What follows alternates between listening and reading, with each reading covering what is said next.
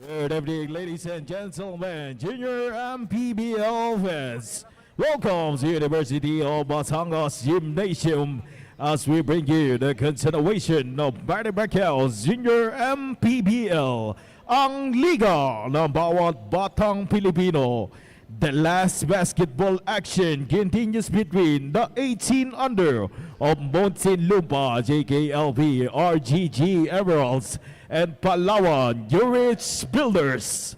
We are live on our official Facebook page and YouTube channel of Manny Pacquiao's Junior MPBL.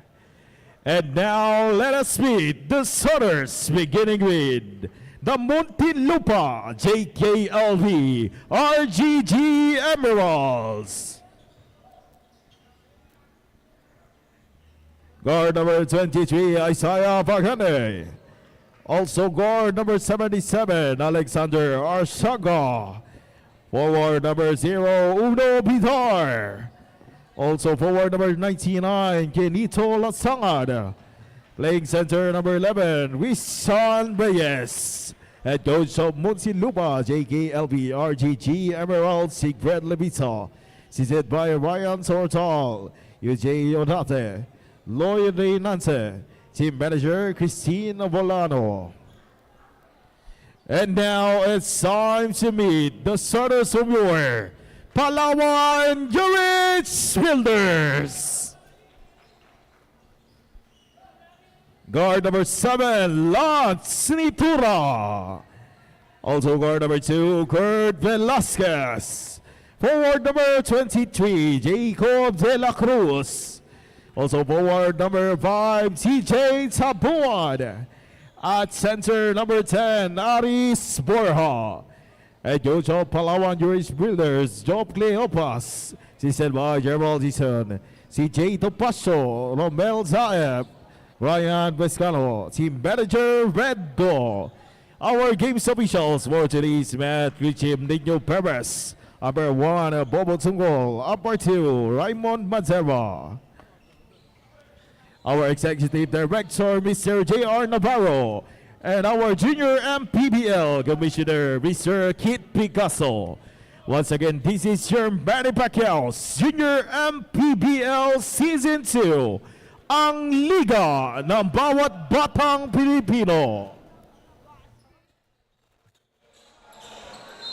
On to the 7th and last game of this Saturday, mula pa rin dito sa University of Batangas, the home of the Brahmans for Manny Pacquiao's Junior MPBL Season number 2.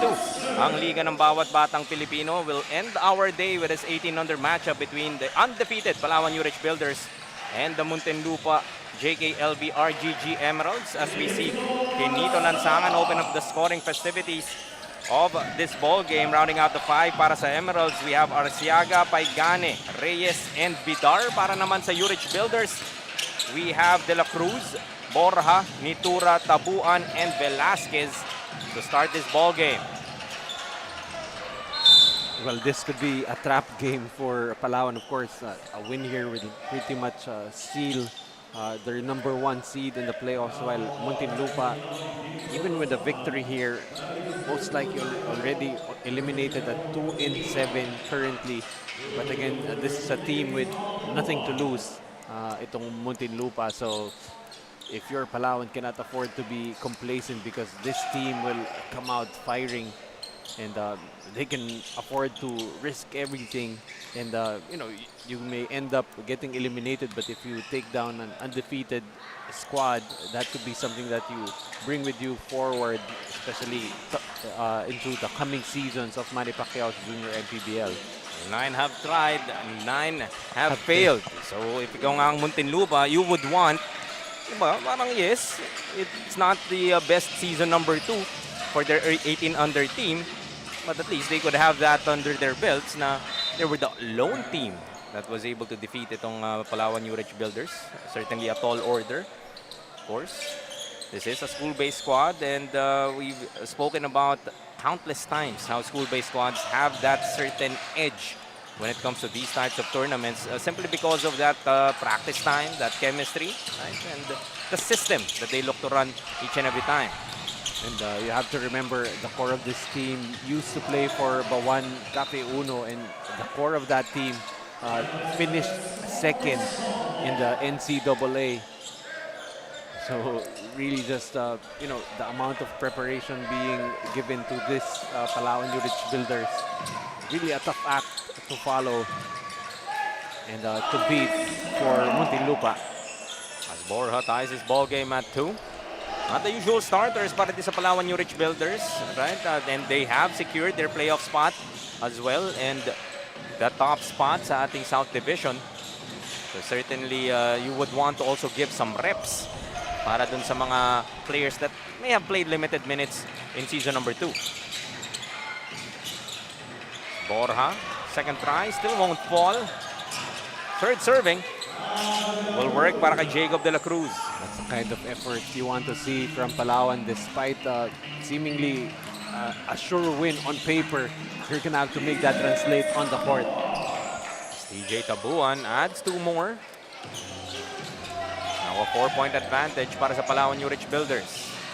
Well, if you're Palawan also, if you want to see the perils of taking a team lightly, just look at their 16 and under squad earlier that had to come out of a grind to get a victory in what we thought was going to be a cakewalk, especially after the first 5 minutes of the first quarter.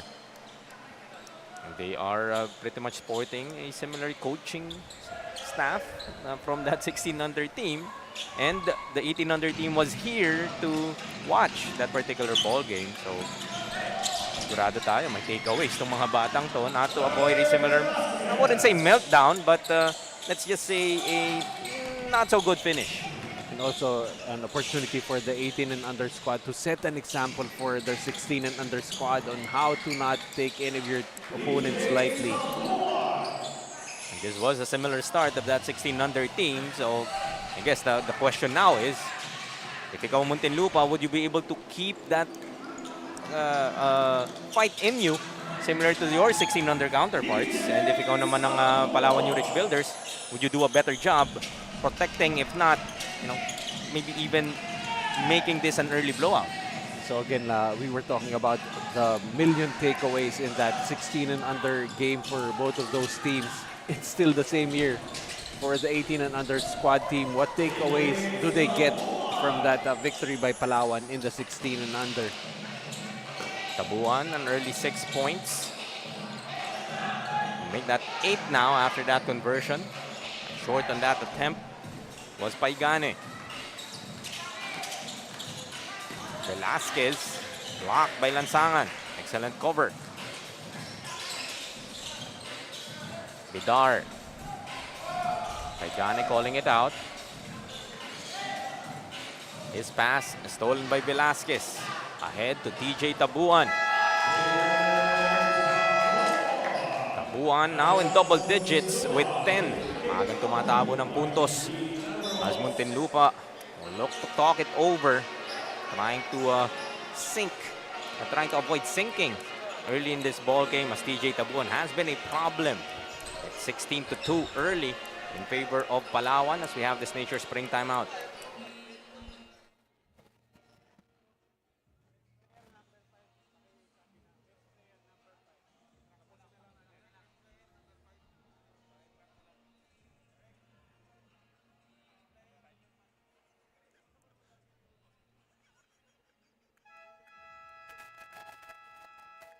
Nabanggit ni Lebron James Daep ng Palawan Yurich Builder na bago raw sila pumunta sa larong ito ay may nilaruan muna silang liga sa Tanduay Gym, Manila. At dagdag pa niya na hindi lamang ito simpleng laro dahil naglaban sila first semis kung saan natalo nila ang kanilang kalaban kaya mag-move forward na sila sa finals. Dagdag pa ni Coach CJ Topacio na ang naglaro raw kanina ay ang mga maglalaro rin ngayong araw. At sabi niya kung conditioning lang ang pag-uusapan ay parang Android raw ang mga players niya. Coach Noy, Jaime? Thank you for that story. Renoa Sanchez covering all the 7 games this Saturday. Trolling the sidelines. Parang and, Android lang, you know? may warm-up naman na pala. And may not have required a lot of time para pre-game. As of that timeout, we see Bidar getting that 3. And of course, knowing Coach Geoff Cleopas, I'm pretty sure sobrang condition itong team na to because he used to be a conditioning coach before he was the head coach of the juniors team of Perpetual. And parang si Rinoa rin, parang android din, no? Walang pahinga. Yep. Lead sila at 11, 16 to 5. And I don't know, I mean, kung pag 18 under ka, I guess, that fatigue factor, not saying it's non-existent, but 2 games in a day could be par for the course. Yeah, and besides, you prepare for days like these. It's not like you don't practice how many days. You know, the conditioning part, that's something that has to be constant and consistent for you to be able to endure a 2-game schedule in a day. Bidar hits another one. I know his name is Uno, but he's been giving us stress. Nakakadalawa na itong si Uno Bidar. Cuts the lead down to 8. Swing the ball to the corner. Gets that 3 to go. Louis Rosales, one of the deadliest shooters dito naman sa ating 18 under division. If I'm not mistaken, he is the 3-point king in the All-Star contest, All-Star game. He indeed is the first ever All-Star 3-point king sa ating 18 under division. So certainly not a player that you would want to get any type of daylight. 3-pointer for Velasquez. That rattles out. Well, that could be something that Palawan will look to work on in this game. The 3-point shooting, it has been a weapon for them all tournament long. 3-on-2 on the other end. Mitura. Nice drop pass to Louis Rosales, showing us he's not just a 3-point threat. Giving us that finger roll. And we know how good of a scorer he is. He is a finisher also. Used to play for Dasmariñas in the 16 and under division. So that progression, that's really what we love to see in these kids. From 14 to 16, right? 16 to 18. And now that we have that Junior MPBL D-League, you get to see them strut their wares in the 21 and under as well. Like I've seen Ian Quahao in the QC team, if I remember correctly, played for Las Piñas in our season number 1. Right. So kung 14, 16, and 18, wala na siya malalaruan. However, since we have that D-League game, D-League league, maybe people thought that the 3-pointer didn't convert. No? Yeah. Didn't touch anything, not even the net. Mitura gets the steal and the bucket as we see a player down on the floor. So that layup ups the lead to 18 now, 26 to 8. I think he got hit on the shin.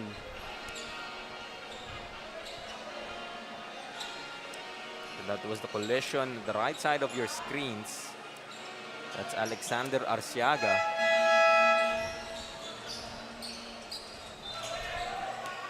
Now back on his feet. That's a good sign. It would be that initial impact that was painful and will stay on the floor.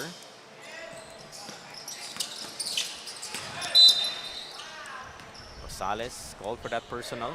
It's the first team foul para sa Palawan Yurich Builders. Despite the aggressive defense that they've played here in the first quarter, just imagine only committing their first foul in the last 2 minutes of the first quarter.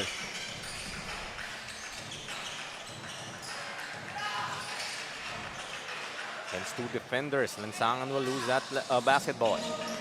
Rosales zips it to the corner, Nitura for 3. That's long. Nice rebound there from Del Rio.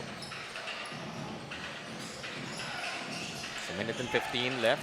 Just the first period, Del Rio. Arciaga asking for a clear out. Going to make a move. Pass intended for Lansangan, stolen by Rosales. Steps through for the easy 2. Louis Rosales. A very slight hesitation from the 3-point area allowed him to get space and find the driving lane in that play. Lead has ballooned to 20. And to make matters worse for Muntinlupa, checking in for the first time in this ball game, LeBron James Diep. course, have to mention that he is our floor director Philip Obenza's favorite player dito sa ating junior MPBL. Hindi ko pwedeng hindi banggitin yan. But definitely any opponent of Palawan, he is not their favorite player.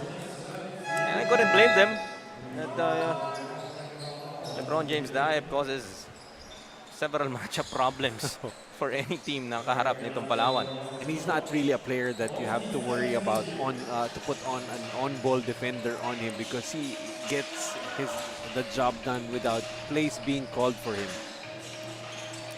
Ooh, that's a beautiful escape coming from Giancarlo Villenas, escaping the defense of Daep. Able to use the rim as protection on that play. Rosales for another three. Catherine's out. Stolen from behind or not. Villena able to recover. Gets the ball back. Ball fake. Pass a bit too low. Couldn't finish. Was Magpali. As time runs out here in the first quarter, Muntinlupa unable to cut the lead down further. Will end with an 18-point advantage para sa Palawan Yurich Builders. Some highlights. That was the first basket. Kinito Lansangan opening up the scoring festivities. Bidar with a couple of threes to keep Muntinlupa in it. Palawan hot from outside. Courtesy of Louis Rosales. Couple of conversions for him. 10 each para kay Tabuan and Rosales. All in the first quarter, and it has allowed the Palawan Yurich Builders to take this 18-point lead, 28-10, heading into the second.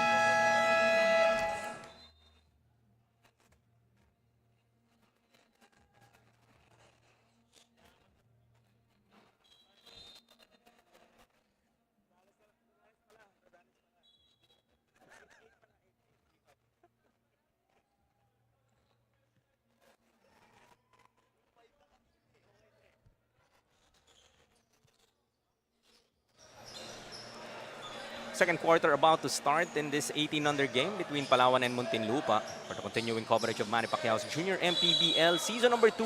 Ang liga ng bawat batang Pilipino. Jaime Mendehar still here with Coach Noy Africa. The undefeated squad of Palawan is a typical strong start para sa kanila, building on this early 18-point lead.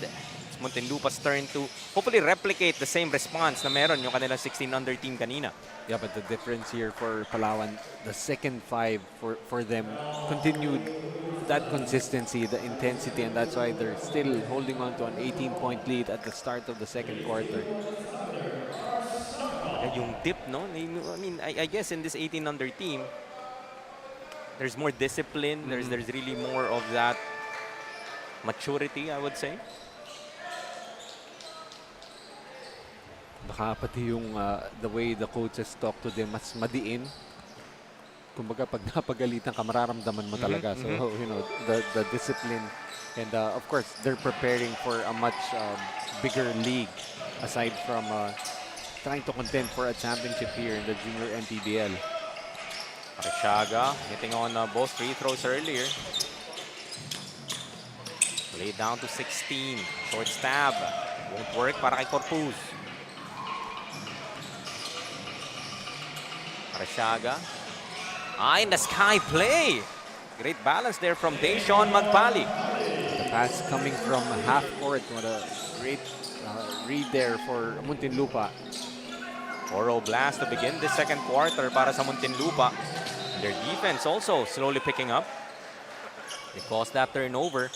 So Palawan has to be careful because yun nga, ito na yung trap that, not the defensive trap that we were talking about, but more like the trap that you kind of feel like you can be complacent as Del Rio makes it 6-0. Outside snipe, one fall para kay Rosales. Del Rio saves it to Arishaga. Lead down to just 12 points in the 16 and under game. This was one of the barriers that Muntinlupa was able to break only late in the game. Arishaga turns it over. Has a 2-on-1. Candido. Excellent find to Kurt Velasquez. It's the first two dito sa second quarter para sa Palawan after allowing Muntinlupa to go on that 6-0 run. Arsiaga loses the leather once more. Corpus gets the finish. Just like that, lead up to 16. If you're Muntinlupa, I do not want to see Palawan seem to be in a layup drill like they did in that first quarter when they blew that game wide open early. Ganda na ng simula dito ng Muntinlupa. In the past couple of possessions, they've turned the ball over. Magpali with the board of that Rosales miss. Has a bit too ahead para kay Villenas. Trying to get their offense early and often here, Muntinlupa, but can't afford to throw that basketball away. Rosales. Candido.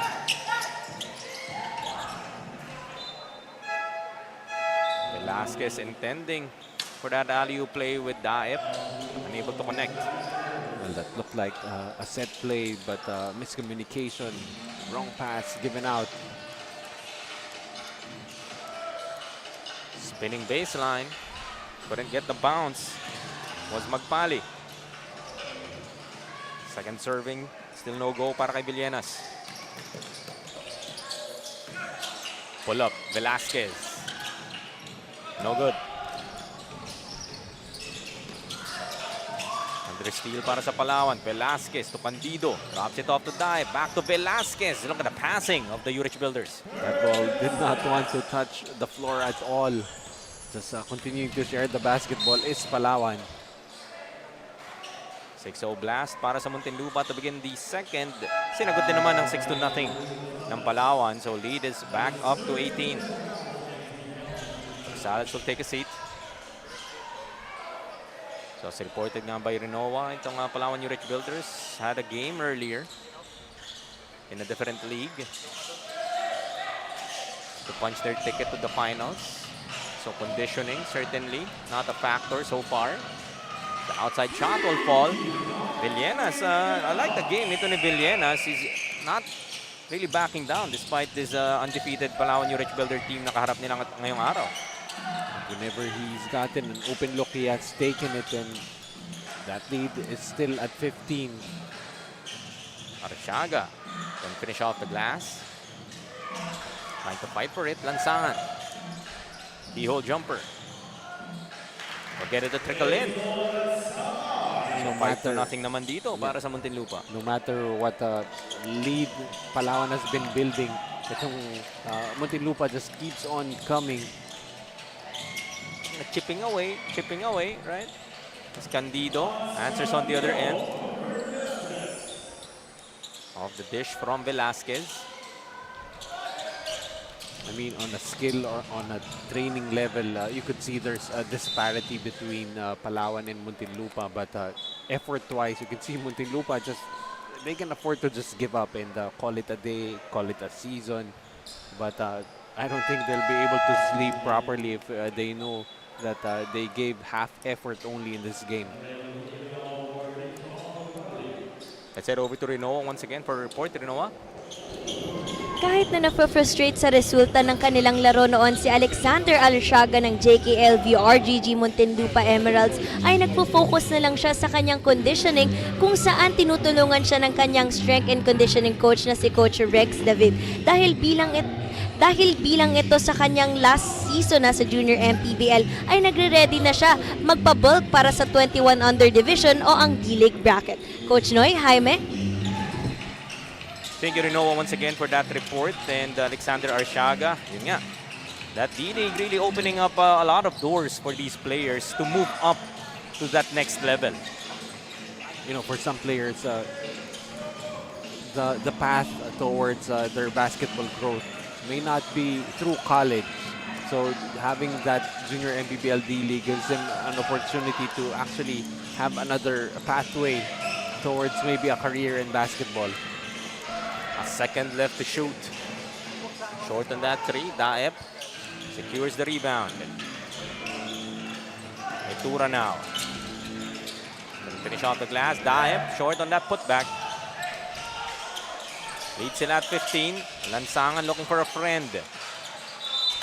Another turnover forced here by the Yurich Builders. It's turnover number 17 now para sa Emeralds.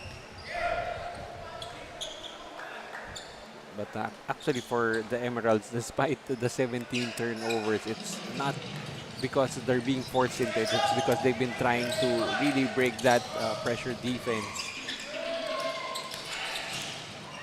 Attacking the lane. No go, but Daep. This is where he usually gets those points. No? This is a type of player na hindi mo naman talaga kailangan gawan ng play. And would really do kind of the blue-collar job. Able to hustle for those points as we see Arishaga. Reported by Renoa kanina. Trying to bulk up. Knowing that that's a 21 under. Siyempre, ibang klaseng competition na rin dyan. And if you saw the game earlier, you could see really the physicality, parang exponential yung growth as you move up the divisions here in the junior MPBL. 40 to 23 now, with a minute and 45 still left here in the first half of action. Stolen by Borja. Finger roll is short. Gets his own miss and adds 2 to his tally. Aris Borja, 4 points to go with 5 rebounds and an assist. Starting for the Yurich Builders. In the sky, ayaw para kay Nitura. As Borja and Nitura, parang hindi nagkaamuyan in that instance. Ako kasi iba na yung naaamoy ko eh. Anyway, going back to the ball game, I think a little bit too fancy for Palawan, but they've created enough of a cushion here to maybe try out some things. Borja, that time finishing with that finger roll. And just imagine if Borja becomes a wing player. Just a big guy with some decent handles. Still has some time to develop, of course, because he has the size. Now a 21-point lead para sa Palawan. Arshaga. To turn it over. Back to Palawan. 27.9 seconds left sa ating second quarter. Muntinlupa will call for a timeout. Looking at this 21-point deficit. Take another look at that finger roll from Borja. Misses initially, but staying with it that time, making sure to add to make that 6 points in total para kay Aris Borja. We'll be back after this nature spring timeout.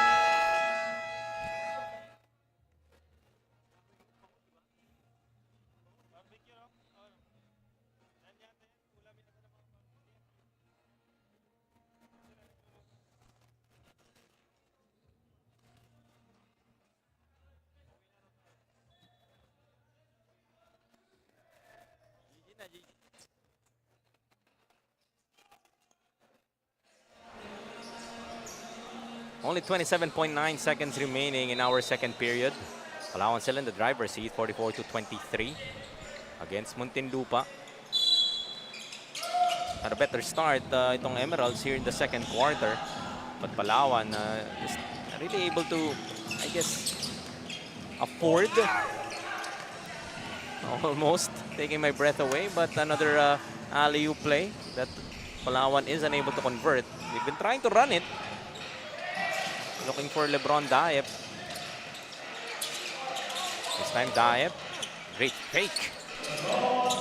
Doesn't have to be a dunk every time. It's still the same 2 points. LeBron Daep in the game now with 4 points.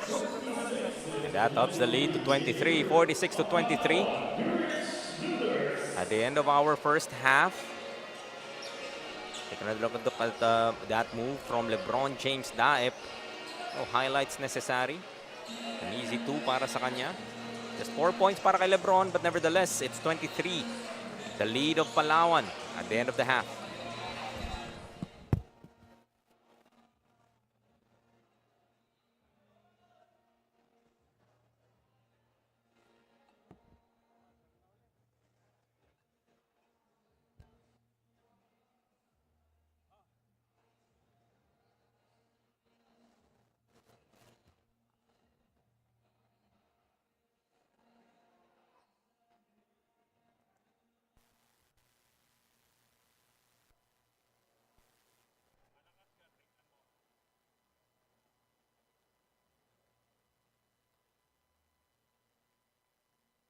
Manny Pacquiao's Junior MPBL. Would like to thank Dorite Bola ng Pinoy, the first Pinoy basketball brand, Don Benitos, ang pambansang cassava, Nature Spring, #1 bottled water in the Philippines, Pound for Pound Fitness, Be Liga Ready, Jinky Skin, empowering women by redefining beauty, Pound Active, for quality sportswear.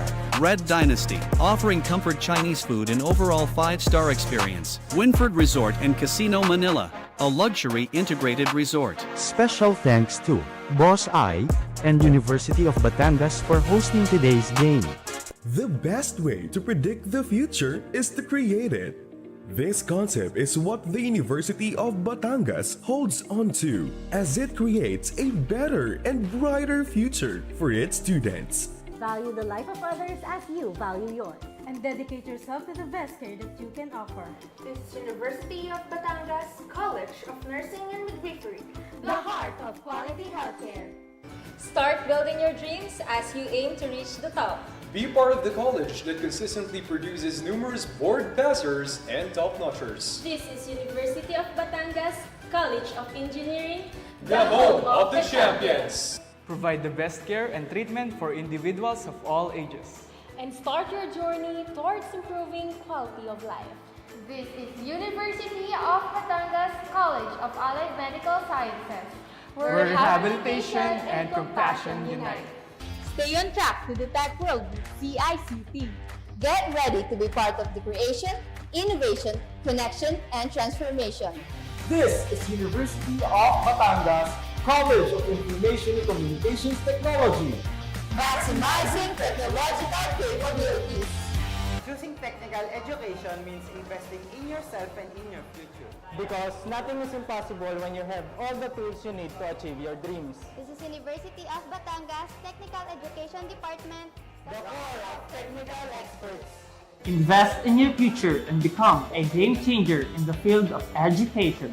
Let's touch learners' minds and be the change you want to see in the future. This is University of Batangas College of Education, shaping excellent teachers of tomorrow. Take on the challenges of the ever-changing world by pursuing what you're passionate about. Just don't stop dreaming and believing because the best future is in your hands. This is University of Batangas College of Arts and Sciences, empowering minds, creating impact.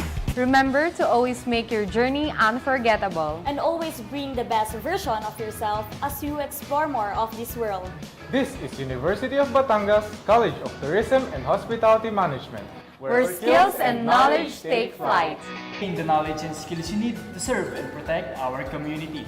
And be an advocate of positive change in the society. This is University of Batangas College of Criminal Justice Education, the League of Justice Advocates. Just always remember to conquer, believe, and aspire. This is University of Batangas College of Business and Accountancy, bringing the best business to life.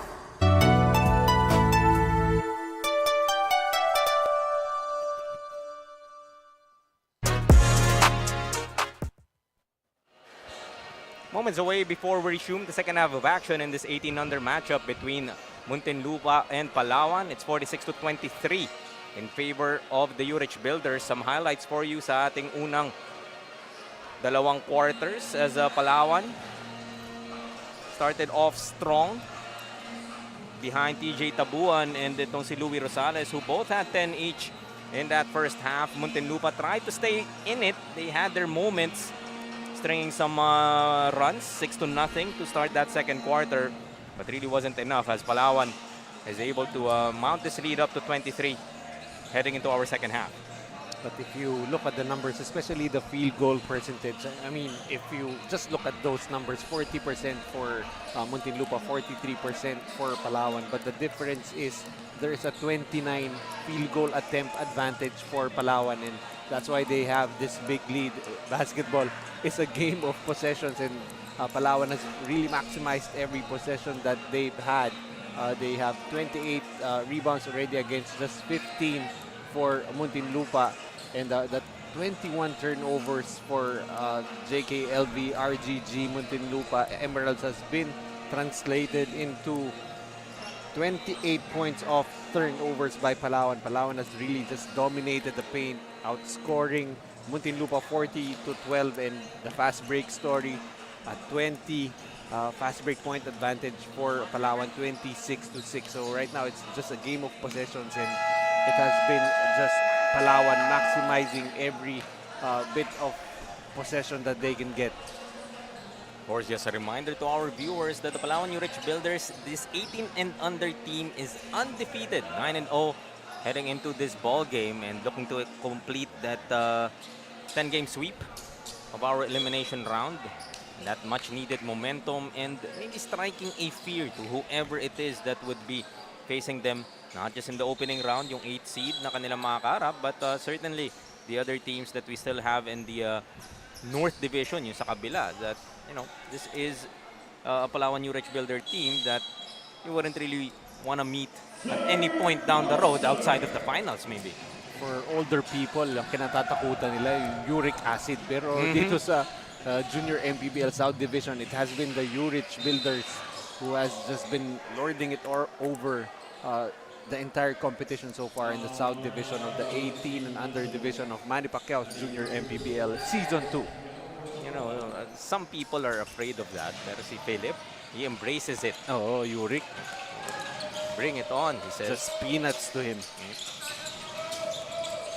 Arsiaga from outside. Knocks down the three. Alexander Arsiaga. And again, whenever they've gotten good looks, they've been shooting it at a very high percentage. Itong Muntinlupa shooting 40% in that first half, 75% from the three-point area. Snetura took his eye off the ball, and Villenas makes them pay. And again, it's not a lack of effort here for Muntinlupa, but really the preparation level, the training level, the skill level. There's a big discrepancy against Palawan, but effort-wise, parang hindi naman sila nagkakalayo. Come up with another steal, Arsiaga. Ooh, a great trail job there from Ignacio coming up with that block. Muntinlupa will recover. Arsiaga for another three. Too strong. Lead still at 18. Another turnover para sa Palawan. A bit sloppy to begin this third. Villenas, excellent fake. Couldn't hit on the pull-up. It's a loose ball foul will be whistled here. Would be against Christian Reyes. Take another look at that big block. Arsiaga had a couple of options ahead of him, but deciding to take it all the way at giving enough time para kay Ignacio to come up with that block. And the worst part about that, he didn't take his options and he slowed down. And Palawan has not just given up points easily here for Muntinlupa. You know, these players, yun yung talagang play to the last buzzer. Eh, no? Na talagang hindi mo pwede rin bigyan ng kahit konting puwang na makahabol. And actually, even the culture nowadays, yung defensive plays, highlight na rin siya. So players, whenever they get the opportunity, try to go for those chase down blocks. The earlier possession, TJ Tabuan scoring his first field goal after scoring 10 all in the first quarter with that beautiful reverse. Leads all scorers now with 12. Arsiaga is wide open. Hit from that same spot. Couldn't track down his own miss. His own version of the chase down block, but Nitura trailing that play. Backing up his teammate, Jones Ferrer. Villenas. Reset to Arsiaga. Pull up for three. Off to the left. Tabuan with a board. Streaking down court. Takes it all the way for another two. 14 now para kay TJ. Just has been unstoppable here in this game. He's only played very limited minutes, but already with 14 points. 24-point lead para sa Palawan Yurich Builders. The last game of a 7-game slate. This Saturday, Villenas will miss straight away. Nitura looking ahead. As a traveling violation will be called here against Badawi. Villenas causing that turnover. Again, just no quit here for Muntinlupa. He could have just given up the basket there with the height advantage, but did not give up on the play, forcing that turnover. Sa pag ganito na rin na yung you don't really have a lot to play for, yung relaxed ka na lang, right? You don't feel too much pressure in terms of really performing. Minsan dito pa lalabas yung laro mo eh. Well, quite literally for Muntinlupa at this stage. You don't play and look at the scoreboard anymore. Just try to get those, make the stops, get those baskets. And, you know, at some stage, there's really no point in trying to go for a win. But at least try to make the game respectable and get your small victories. Jones Ferrer with the basket on the other side. Bidar, another three. Was able to hit on 2 in the first quarter alone. Hindi pa niya nasusundan. Ferrer, spin cycle. Short. Tabuan. Second serving, no go. Takbo tayo sa kabila. 2-on-4. Wala, para kay Paigane. That's off. Tabuan once again. Eludes his defender. Couldn't finish with the left. Now Nitura. Back to Tabuan. Able to get his defender up in the air. And will have to earn it from the stripe. Well, talking about stat stuffers, so far itong si Lance Nitura, he only has 4 points but already 11 rebounds and 7 assists. He is officially on a triple-double watch. Speaking of assists, let's pass it over to Rinoa for fourth. Rinoa. Mamba mentality ang pinapairal kaya kahit kapansin-pansin ang black knee support sa left leg ni TJ Tabuan ng Palawan Yurich Builder ay hindi niya iniisip na meron siyang injury. Pero totoo daw na meron siyang iniinda na injury noong January pa niya nakuha. Sa kasalukuyan ay nag-undergo siya ng rehab at nasa 85% recovery na. Coach Noy, Jaime? Thank you, Rinoa, and TJ Tabuan fighting through that knee injury. And an 85% TJ Tabuan is already giving you 14 points. And 9 rebounds in 13 minutes of play.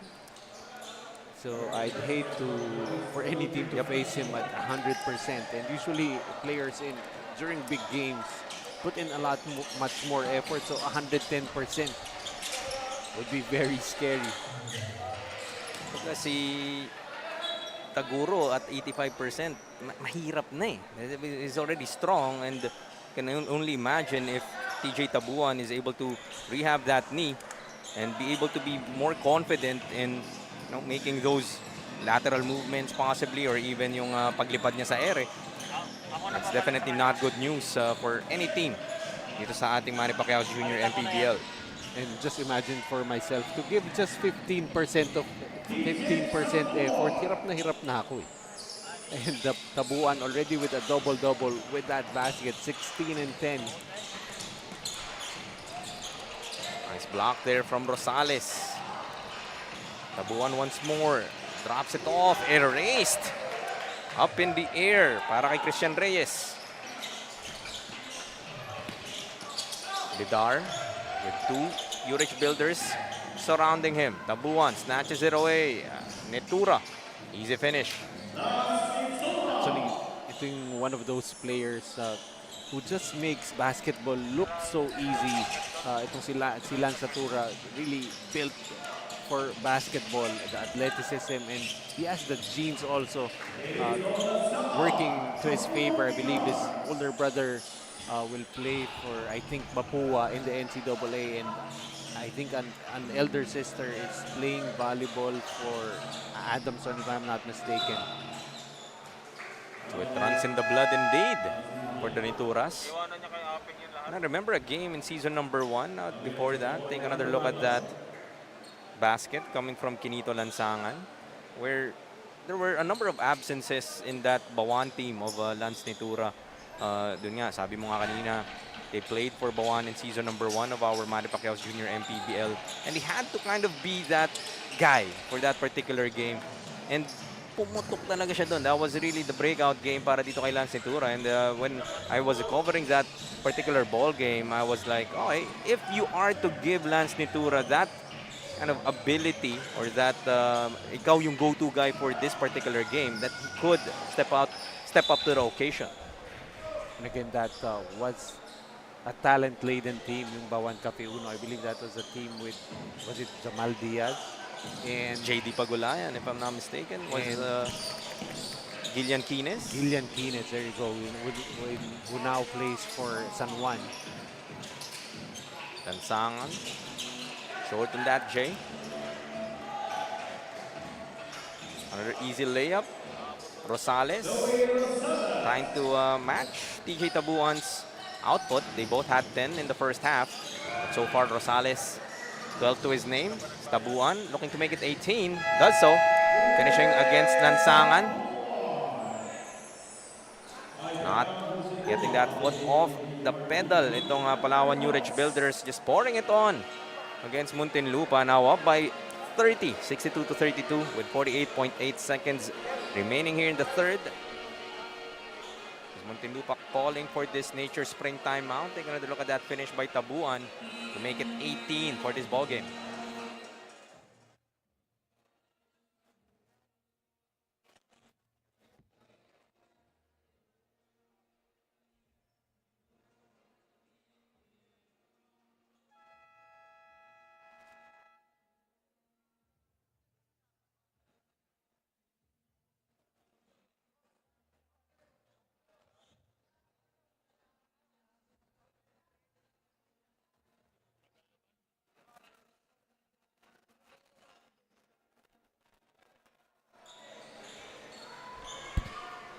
Last 48.8 seconds of the third quarter. The Palawan Yurich Builders is continuing to build and build and build on this lead. It's not allowed Muntinlupa any signs of life.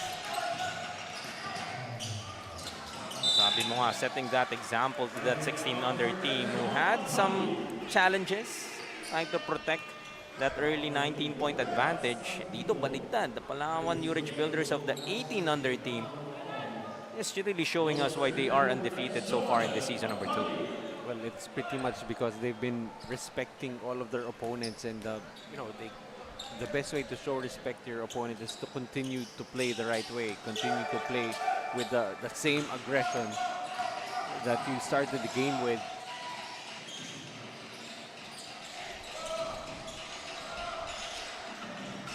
Free ball, that's short. Palawan do get another opportunity. Short jumper para kay Hans Candido. Ups the lead to 29. Last shot time, ipigaw ang Muntinlupa to end this third quarter. Arshaga. There's a second remaining now. They have to put it up. That would be it for our third quarter. Muntinlupa really unable to address the pressure being mounted here by the Palawan Yurich Builders. Palawan will add to their lead. Now at 29, the biggest of the ball game. Several other players now chipping in para sa Palawan. Lance Nitura in that triple-double watch, like you said, Coach Noy. Lansangan, Arshaga, Villenas, and the rest of the Emerald crew is really trying to keep a step to finish the season on a high note. But they will trail by 29 at the end of the third, 64 to 35.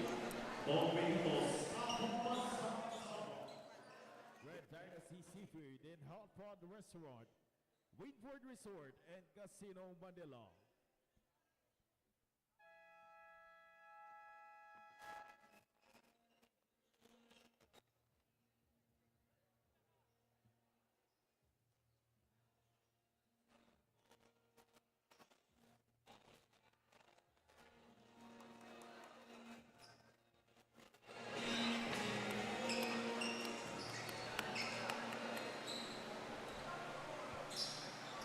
Final 10 minutes of action in the last game on this Saturday for Manny Pacquiao's Junior MPBL, ang liga ng bawat batang Pilipino. Palawan Yurich Builders with his 29-point lead in prime possession to stay undefeated, 10-0 in season number 2. And not a lot to kind of nitpick dito sa Palawan Yurich Builders, but if there is any that you would say that you would like for them to address or you'd like to see more, ano yun para dito sa team ng Palawan? Well, you're gonna have to give me another minute to figure that out because near flawless the way they've been playing, save for maybe a few instances where they tried to be a little too flashy than what was necessary.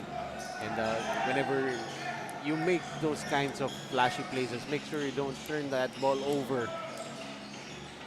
But then again, still a very dominant performance so far here for Palawan. So yung mindset din talaga ng Yurich Builders, no? That yes, you are facing a 2-7 team, maybe a team that is already out of contention, but they didn't really play like, you know, this is a team that is at the bottom of the standings in terms of the effort that they put out. Really putting that respect, and yun nga, hindi nila gustong maging complacent in any particular game or in any particular tournament for that matter. And they're not playing as if they played earlier today. And just the energy level really at the high here for Palawan. And you see Lance Nitura even checking back in to the ball game here in the fourth quarter. I thought he was going to have to take the game off, the fourth quarter off. Naglaro pa nga kanina itong Palawan team. Really just showing you that the conditioning is at a tip-top shape. And sabi mo nga, no surprises with Coach Joff Cleofa's led team. As we see that bucket earlier coming from Deshaun Magpali. I think even if they call for practice right after this game, they'll still be in good condition to do so. Not that they have a choice if Coach Joff does call for that practice. Candido scores on another one. And Candido already has 8. Pali will be called for an offensive foul. 7:39 remaining in this ball game. I'm actually wondering if the coaching staff of Palawan is aware that Nitura is on a triple-double watch. Because they're actually looking at the stat sheet there on the bench. Possibly. But we've yet to see them maybe make a signal to Lance na... But he is still on the floor, which is quite surprising. Officially at 6, 12, and 8.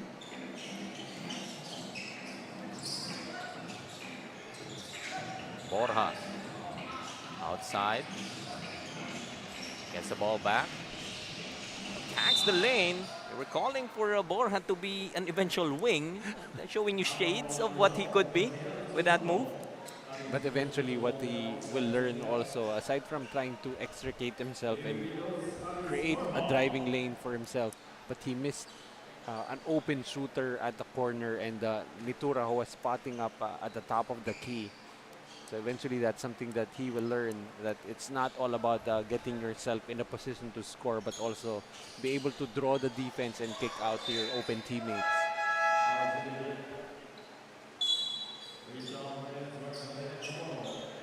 Muntinlupa will be shuffling some players around. But this could be all for their season. Talking about the JKLV RGG Emeralds. Their 14-under team did come up with a victory to begin this 3-game series. Muntinlupa made it a game as well in the 16-under matchup the game before this. But itong 18-under team is just, I would say, really a different monster when it comes to, you know, making a lead, building a lead, and keeping the lead. And it's not only keeping, but they're still continuing to try and grow this lead. Currently at 29 points. But I like how they're putting the ball in the hands of Nitura to try and facilitate the offense. But Moore has been really aggressively trying to get to the paint. Great stop there para sa Muntinlupa. Sa effort, hindi rin talaga waiver para dito sa JKLV RGG Emerald. So you gotta give them credit.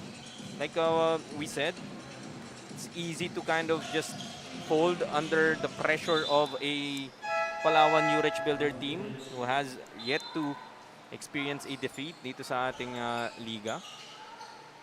But Muntinlupa has, they tried to match up. And the 16 and under game, if you look at the stat sheet, if you look at the score line, you would think that it was a dominant win for Palawan, but it was actually a grind. But in this game, well, no question about it, this is going to be a dominant win for Palawan. But with the way Muntinlupa has been playing, continuing to show a lot of effort, I don't think they felt like they were dominated in this game. As you see, they're still going at it.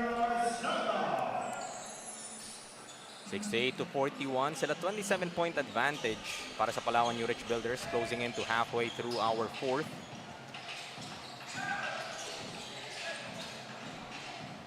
Borja, short, Candido, he will be fouled. Leading scorer so far in this ball game, TJ Tabuan with 18, followed by Louis Rosales with 12 of his own. Arsiaga naman on the other side with that bucket, actually already has 9.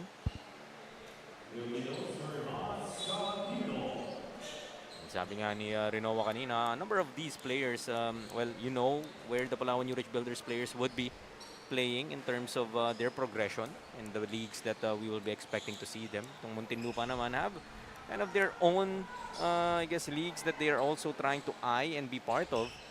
So, hindi rin naman araw-araw na magkakaroon ka ng opportunity to kind of sharpen your saw with a team such as Palawan. And also for these players, it's an opportunity for them to actually gauge how good they are, what needs to be improved, what skills they need to learn for them to actually get a shot at playing for one of the bigger school systems here in Manila. So there's definitely still a takeaway despite, the lopsided score that we're seeing at the moment. But sometimes that realization is all it takes to kind of parang may aha moment ka na, you know what, this player playing for Palawan is already doing this or could already do that. And that's something that I would still develop. Exactly, that's something that you try and target. Because initially you might think that, okay, I can be a scorer at a certain level, but then you see a LeBron James dive making a name for himself, doing the dirty work, not getting plays called for him, but still being able to produce at a high level. See that Magpali basket earlier. One of the few that Muntinlupa has been able to score here in the fourth. And with 3:56 left, we have another Nature Spring timeout.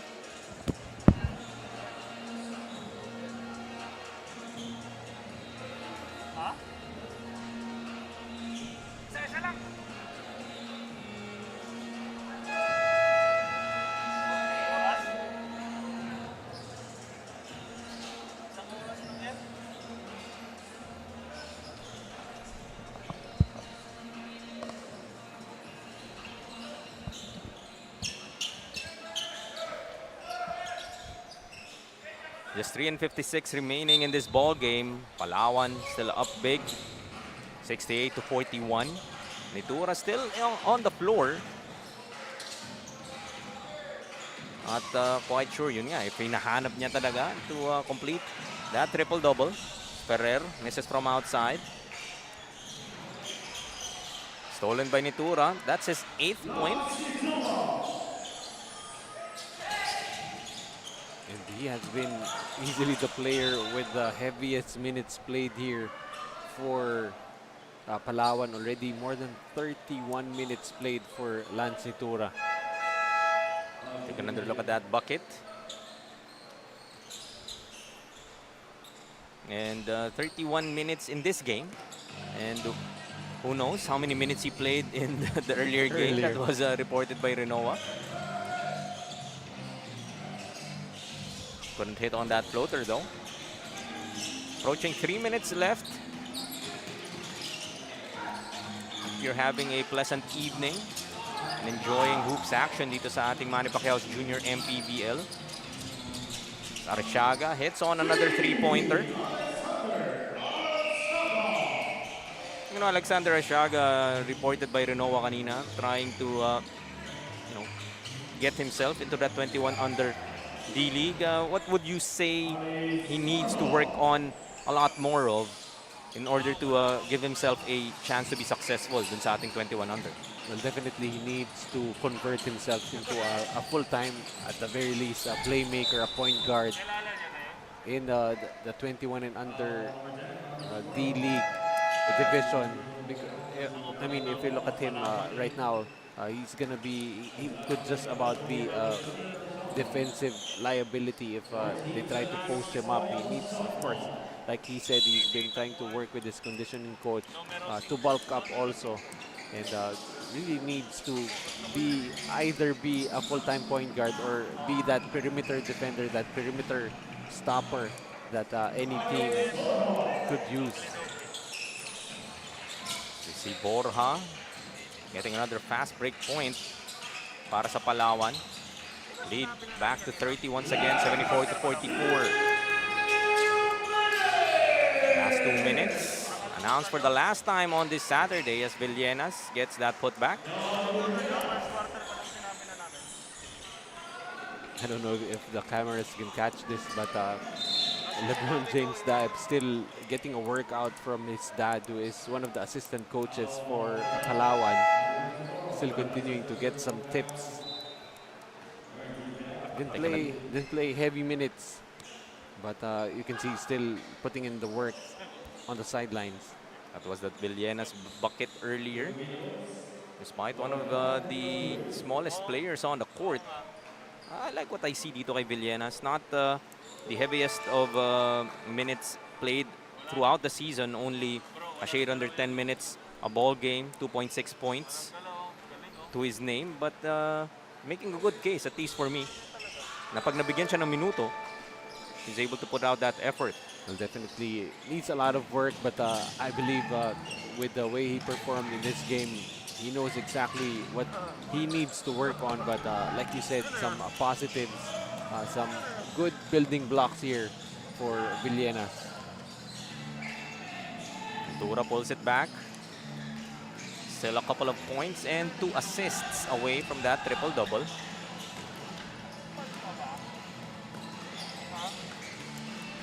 Aigane will be joining the scoring party, just his first 2 of the ball game.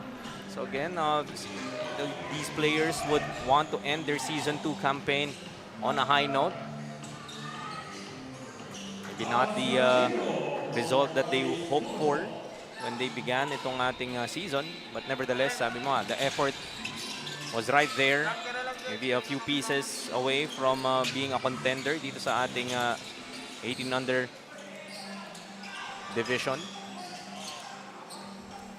Well, ideally, some players from the 16 and under division can get to move up by the next season here for Muntinlupa. Some good building blocks for them. It's quite a progression. And Muntinlupa has been a team in Season 1 who had a lot of success as well. A number of players that they've also been able to produce and make a name for themselves. Well, at the very least, Lance Nitura will finish with a double-double, 10 points, 13 rebounds, and 8 assists. I mean, it's 8 seconds early, but I think it was really the effort of TJ Tabuan right from the get-go, scoring 10 points in that first quarter, which built this margin and that they continue to build on and will end up with this 32-point victory to finish the eliminations unscathed. Unscathed indeed. The second game of the day, no problem, says the Palawan Yurich Builders, as TJ Tabuan and the rest of the crew will stay undefeated. Definitely making a good case to secure that 18 under championship in Manny Pacquiao's Junior MPBL Season number 2. Our final score is 80-48, a 32-point margin in favor of Palawan. Sabi mo nga, the player that set the tone early in that first quarter, really not allowing the Palawan Yurich Builders to be complacent, was TJ Tabuan, and kasama niya nga si Rinoa Sanchez as our best player of the game.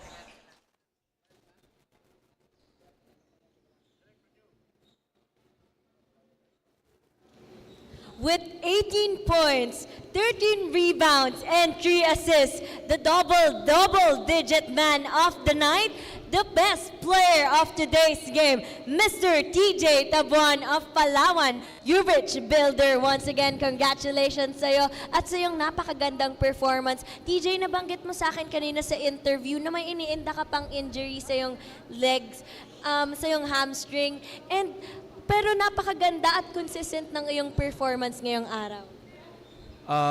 Di ko na po inisip yung injury ko kasi sagabal lang po sa game. Kaya sabi nila coach, ilaro lang, dapat wag isipin yung injury. Yun lang po.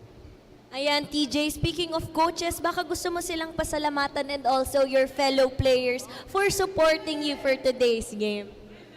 Unang-una, nagpapasalamat ako kay Lord sa pagbigay sa panalo sa amin dito at sa paggabay papunta dito sa Batangas. At sa tita ko na nasa abroad, si Tita Ying, sila Boss Redgo and family, sila coaches ko, mga teammates ko, at sa mga teammates ko din sa Perpetual, sila JD, sila Kelsey, sila IC, at sa mga teammates ko sa Palawan, sila Aris, sila Lance, sila Corpus, sila Renzo, at sa mga tropa ko dyan sa Calautit, Santo Domingo, Locosur. Yun lang po. At si Lebron pala, si Lebron at saka si Sildron na nagpapagaling sa probinsya nila. Yun lang po. Meron pa ba, Mr. TJ? Okay, once again, congratulations for that spectacular performance and a well-deserved win for tonight. And we would also like to thank Don Benitos for providing a sumptuous Filipino delicacy to our best player of the game. Don Benitos, ang pambansang kasama. Coach Noy, Jaime? Maraming salamat muli, Rinoa Sanchez, and congratulations TJ Tabuan and the rest of the Palawan Yurich Builders. 10-0 in our 18 under South Division. That will be a wrap for the 7 games ngayong Sabado. Games natin tomorrow sa Glorieta Park, Tala, Caloocan City. Rizal Switch Fiber going up against Marikina Junior Shoe Masters, 14, 16, and 18 under as always in the first 3 games of that day. Followed by the 3-game set naman between Bawan Cafe, Uno, Batang Angas, and the Cavite City Aces Solar. And we will end our Sunday with a couple of D-League matchups. San Pedro Mamba going up against Sikat Zamboanga City. And JY Batang Kangkalu going up against the Batang San Juan Knights to end that evening. Maraming salamat po once again for joining us on this Saturday on behalf of my partner, Coach Noy Africa, our hard-working floor director, Mr. Philip Obenza, and the rest of our production crew. Of course, Rinoa Sanchez patrolling the sidelines for us for all the 7 games today. This has been Jaime Mendejar, and this has been your Manny Pacquiao's Junior MPBL, ang liga ng bawat batang Pilipino. Liga ng bayan na to, mga kabataan na subok, Junior MPBL para sa'yo, ang liga ng bawat batang Pilipino. Liga ng bayan na to, klaro na to, huwag kang sumuko sa gustong gawin, isang pangarap, isang tagumpay, gabay at pag-asa ng bayan, landas pagbabago, pag-asa, ikaw ang mahalaga. Iba't iba, pero isang halaga, nagkakaisa, nagmamahalan, nagtutulungan.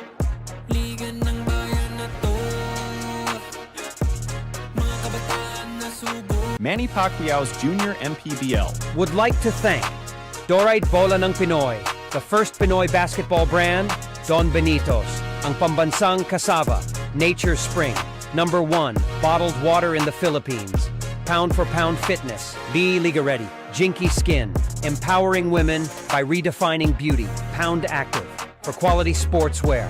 Red Dynasty, offering comfort Chinese food and overall 5-star experience. Winford Resort and Casino Manila, a luxury integrated resort. Special thanks to Boss I and University of Batangas for hosting today's game.